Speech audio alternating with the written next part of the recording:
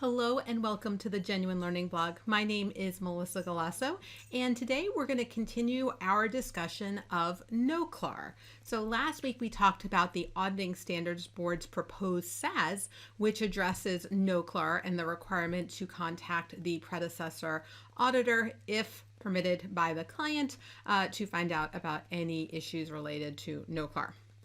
Now we're going to talk about PEEC, or the Professional Ethics Executive Committee's proposal, and this will end up as an ethics interpretation. So they were proposed around the same time. It was intentional, the conversations that were being had between PEEC and the ASB, and this is really part of a much bigger project. In fact, this is the second round of comments that we'll be providing on NOCLAR from an ethics perspective.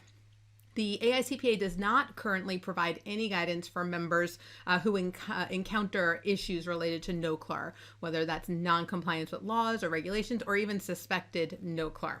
And the examples that they provide in the standard would be fraud, corruption, bribery, money laundering, securities and markets trading, banking services, tax and pension liabilities, data protection, public health and safety, and then environmental protection are all the types of non-compliance with laws and regulations that they're considering in this project. So let's take a look at the proposal. So again, this was issued February 25th, comments due June 30th of 2021, and it is a convergence project. Now, if you think about this, AICPA has obviously worked on this, and this is the second proposal. The first proposal came back or was issued in March of 2017, and we provided feedback, and there were a lot of comments and questions about things. Now, I will say it wasn't like a million people responded, but of the ones that responded, there were a lot of concerns that were raised by those respondents, and they typically related to client confidentiality questions, as well as competitive disadvantages for those that would be providing non-attest services that were subject to the standards than other entities that would not. And so those were the two big areas where they focused on. So let's take a look at the definition of NOCLAR. So non-compliance with laws and regulations comprises acts of omission or commission, intentional or unintentional, that are contrary to the prevailing laws or regulations and are committed by a client or by those charged with governance, by management or other individuals working for or under the direction of a client. And we're going to talk a little bit about that definition of a client, which is one area they did address in this proposal. So why do we care about NOCLAR? Very similar to AUC 250 when we talk about compliance with laws and regulations, non-compliance can lead to fines, litigation, and other consequences that may impact the financial statements, right? And they can be very large fines in some scenarios that could be material to those financial statements. In addition, other types of non-compliance could have public interest implications. And so it doesn't necessarily have to have a large impact. It could just harm investors, creditors, and public employees, or the general public. And so when there's a serious adverse consequences to any of those, whether it's financial or non-financial, then we would be in here. Now, they do clarify that if you come across something that is clearly inconsequential, then you would not be required to comply with this. It has to be something, obviously, that has some element of materiality to it. One area that they did make changes to is applicability here. So this interpretation does not apply to personal misconduct unrelated to the business activities. So it wasn't done in the course of business related to business environment, then that's not going to not be part of this interpretation.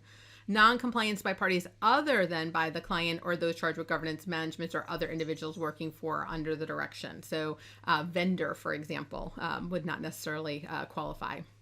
An additional one that was, I think, addressed through the comments that were received is any litigation or investigation in services that are done under the Statement on Standards for Forensic Services. And so litigation investigation, obviously, the information that you're coming across there, we have to worry about privilege and other things. And so those are excluded. And then an engagement pursuant to which the protection set forth in the IRS Code Section 7525, in those scenarios, those would also not be subject. So they did add some additional scoping here to really focus on where they were trying to go. So what were some of the changes that were made from the 2017 revision to the 2021 revision? Well, the first thing is that before, all members in public practice were treated the same.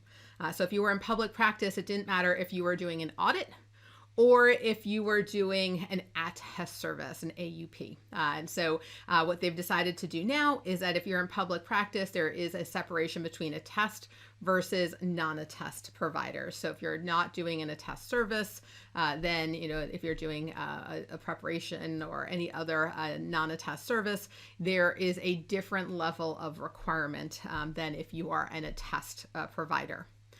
The term client was also clarified to be the engaging party if it's different than the subject entity. So we talk a lot about in the attest standards, the responsible party versus the engaging party clarifies here again that we're talking about the person who is engaging you, not the entity that we're performing procedures on. As I mentioned, it excluded more topics, for example, litigation being one of the big ones that was brought up in comment letters.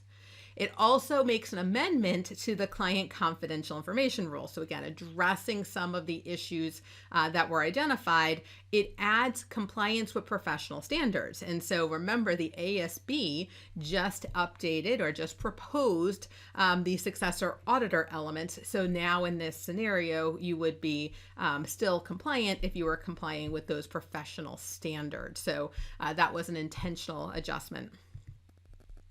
Other areas where they focused on were members in business. There are two levels, which they did have in the original proposal for senior professional accountants and then other accountants. So depending, those who are senior have the ability to, they have responsibilities. They are able to use their position to make change. And so there's different levels of accountability. However, they confirm here that if you're a member in business, NOCLAR applies to you. This is not just for the external auditors in the house. If you are part of a company and you know that there's non-compliance with laws and regulations, you have the ability to communicate NOCLAR to regulatory ethics, unless obviously prohibited by laws and regulations.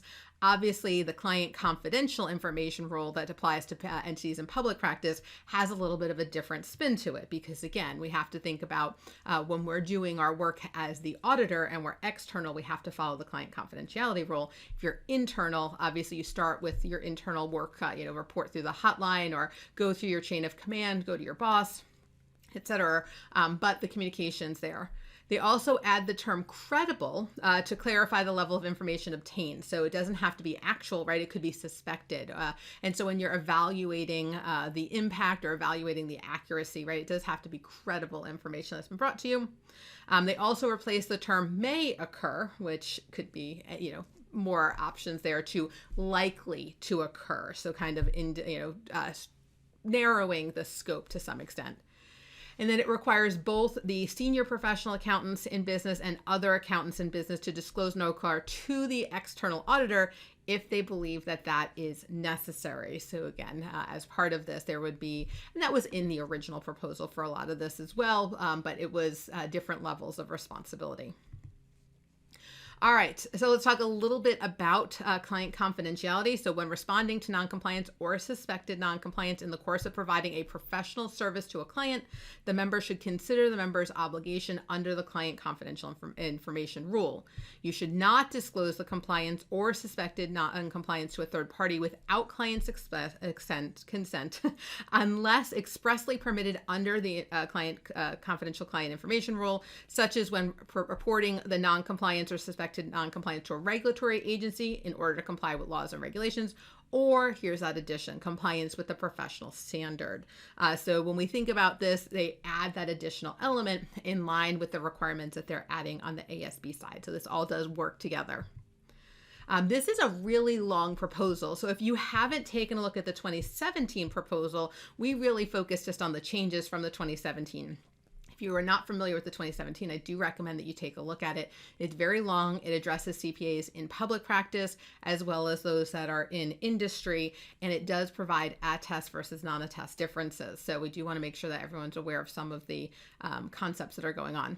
So hopefully that was an overview that could be helpful. Again, they are looking for comments by June, so hopefully by then we'll be out of one busy season and into the next one for our nonprofits and governments. But hopefully you'll have an opportunity, if you see any fatal flaws, to provide feedback, because this is a hot topic. It's a slightly controversial topic. And so I would recommend that if you see something, say something, because this is something where they really need to be making sure that we don't accidentally cause a problem for those in public practice or those in industry. Thank you guys so much for joining me, and I hope to see you on a future blog. Have a great day, guys. Bye-bye.